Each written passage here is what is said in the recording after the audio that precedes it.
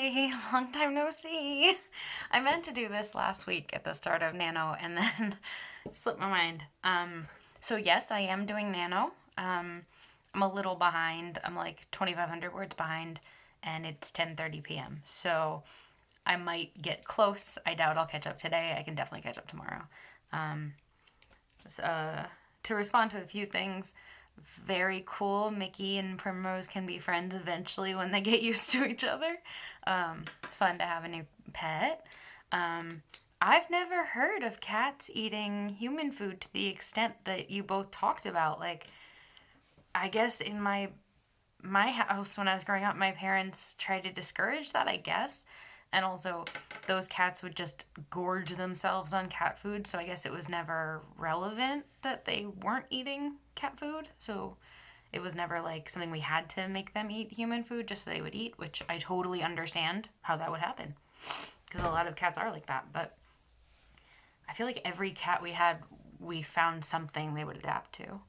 Um, Oh, Nella, the toxic workplace. So I can't relate to exactly what you're going through. Like 70 hours a week, that sounds unhealthy beyond belief. But like, I have had toxic workplaces in the past. And when you have that many hours of your week just like soul crushing or whatever, like, that really takes a toll on mental health and sometimes physical health. And I'm sorry you're dealing with that because that is super stressful. And if you're at the point where you're not reading, like, my heart breaks for you because that must be like a really toxic environment. Um, and I don't know if there's any hope that it'll let up or it'll get better at some point. If you're like in a busy season or if it's just toxic right now. But I hope it gets better somehow. And I'm sorry if bosses, supervisors, coworkers are making life difficult. I'm sorry. Um, Kate, as always, as last time, your tarot nano idea is super interesting to me because I know nothing about tarot, but like the explanation you've given makes a lot of sense to me because it basically would just be a series of writing prompts. And when you don't have like a long-term cohesive idea, a series of writing prompts is a great way to get yourself writing every day. And also, I was super impressed when you said you'd written 1,000 words a day because I don't write 1,000 words a day during nano. I'll do like 3,000 and then zero. I write in fits and spurts, which is not the idea of nano. The idea of nano is consistency, and I haven't been able to do that. In the years I've been successful, I've let myself take days off when I needed to. Um, because otherwise I would just burn out after a week. I have burned out after a week in the past, and I'm trying not to do that this year. So, like, on the night of, like, midnight on November 1st, I wrote for an hour and a half, and then I also wrote on the evening of October 1st, so I ended up with, like, 4,000 words or something on the 1st between the night before and the night after. And that kind of put me ahead so that when I had lower days, I still was able to be relatively caught up. Um, this weekend, I got my COVID booster because apparently mood disorders are a pre existing condition now. So, yay, first good thing to ever come out of bipolar disorder in the history of all of human humanity or whatever. So, that was good that I was able to get that. Um, I live a weird life right now where, like, I'll do something and then I will, like, unintentionally quarantine essentially for 2 to 3 weeks and then I'll do something else. Because I don't have like a roommate, I don't have family I live with, I don't have a ton of friends here. So, like, I go to work where I'm never within 10 feet of anybody, and then like in October I went to Seattle for the first time, so that was super fun. Um, and in September, I went to New York to visit my friends and family, and it was my first time going back since I moved away. And so it was very emotional, but I was very, very happy to have been able to do it. Um, I was like, I was so, I don't think I was on the channel in August, but I was kind of a disaster. Like, homesickness was causing insomnia every single night. I was constantly anxiety and stressed out. And it was homesickness. So I was like, okay, I have to book a trip. And I couldn't take a day off. So I did it over Labor Day weekend, took a red eye on Friday night, and flew back Monday night. And it was amazing. It was like the best thing ever. So I actually booked a trip home for Christmas week, which will be a whole week of being on the East Coast. And at the end of that week, I'm taking a train. I'm so excited. I'm going to take the California Zephyr train from Chicago to San Francisco, which is basically like my car will be at the San Francisco airport, so that's perfect. I can just Uber there.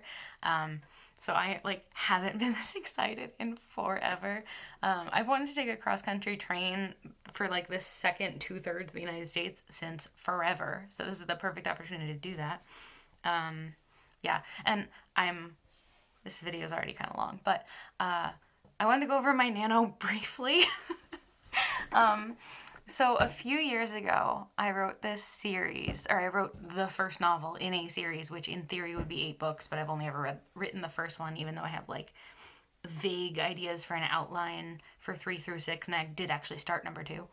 But in these books, I was so mean to my characters, and only bad things happened to them, and they are such good people and did not deserve it, and just had bad thing after bad thing attacking them. And it's kind of like a sci-fi dystopian sort of thing with like futuristic tech.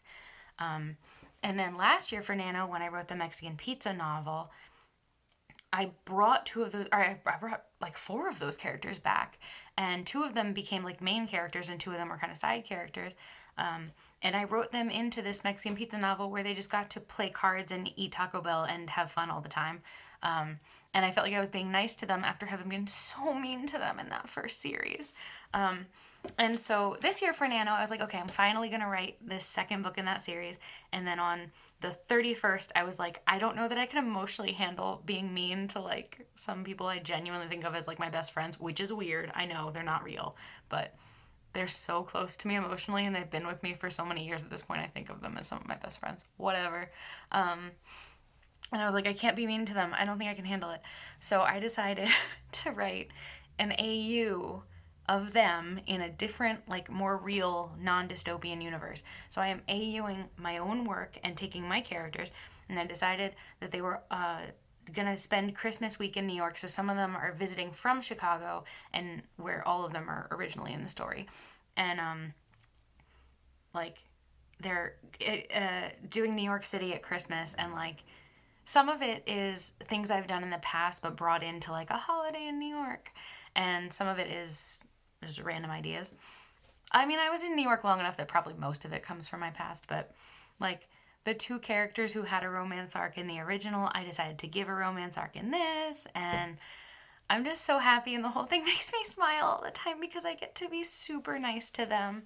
And like they have like a Harry Potter day as like an outing for them, and they go to see Harry Potter and the Cursed Child to get drinks at the Cauldron, which is a potion making class where you make cocktails, and go to the Harry Potter store to do the virtual reality experience where you like feel like you're flying on a broom, and I've done it and it's amazing because you have virtual reality goggles and you have like a wand that's interactive and you're on a broomstick. Anyway, so all that to say, I get to be really nice to my characters and like wish fulfillment times a million, and living vicariously through them, doing all these things I love doing. So that's my Nano. And I've been writing in, like I said, fits and spurts. So some days I'll write 0, and some days I'll write 3,000. And if I don't make it to 50, I'm fine with that. And if I do, I will be super proud of myself. And I'm not going to stress about it this year because the book doesn't really have a plot. Like, it doesn't have like a central conflict. It's basically just like vacation novel, and there might be a plot eventually, but I don't necessarily require there to be one because it's just like people get to be happy. And I'm really enjoying writing it, and I reread it the other day and I was like, oh, this might be like weird and fluffy and stupid, but I really liked what I'd written, so I'm happy with it. Oh, I meant to talk about that for 1 minute and I talked about it for like 4 or 5 or something, so my bad. I made tea and I have not drank it. This thing is made of silicone, so it doesn't get super hot, and I love it. And the tea, oh, it doesn't say it, is like a winter spice. So it's like an apple, cinnamon, cloves kind of thing. I'm not sure exactly. And it's so good. And when I first saw it, I was like, $5 for a box of tea? That seems steep. But then I realized at 20 tea bags for $5, that means they're like 25 cents each, which is 1/1 millionth the price of Starbucks. And when I was writing in Starbucks the other day, I got 2 drinks. So that was way more than the cost of this entire box, which is going to last me longer, for sure. So I have my wax melter has a pine scent right now, and I have a winter tea, and that's exactly what I need to feel inspired to write my holiday AU. So I'm gonna head to do that now. Bye, DFTBA. I will see you next week, and I hope you guys have a great week. Love you. Bye.